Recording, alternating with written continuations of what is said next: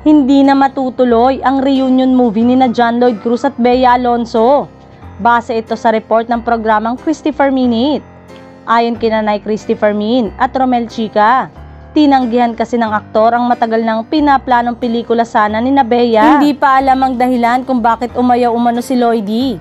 Naging household name ang mga pangalang Popoy at Basha ni na JLC at Bea sa 2007 movie na One More Chance na idinirect ni Cathy Garcia Sampana for Star Cinema na kumita ng 152.7 million pesos.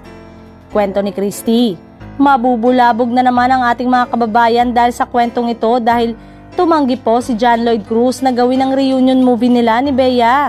Tagal nang nasusulat at napapabalita nagagawa ulit sila ng pelikula bilang pagkakaisa ulit ng mga nakaraang nilang mga tagumpay na pelikula.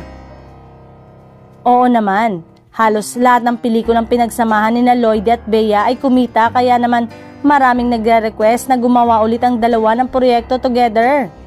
Nagtataka rin si Romel Chica kung bakit hindi natutuloy dahil wala namang problema sa pagkakaalam niya at matagal nang sabik ang supporters ni na Bea at Lloydie.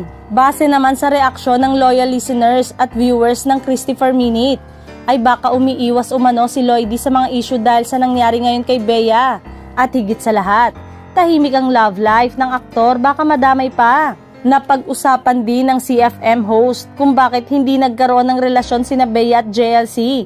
Gayong pareho naman silang single sa mga panahong gumagawa sila ng pelikula. At sa pantahan ni Christopher Minute, ay baka hanggang magkaibigan lang ang tingin nila sa isa't isa. Sadyang ganun na may dalawang puso na hanggang magkaibigan lang. May unang kita palang pak, meron ng spark. Samantalang marami pa ring mga umaasa na isang araw ay matutuloy ang reunion movie ni na Popoy at Basha.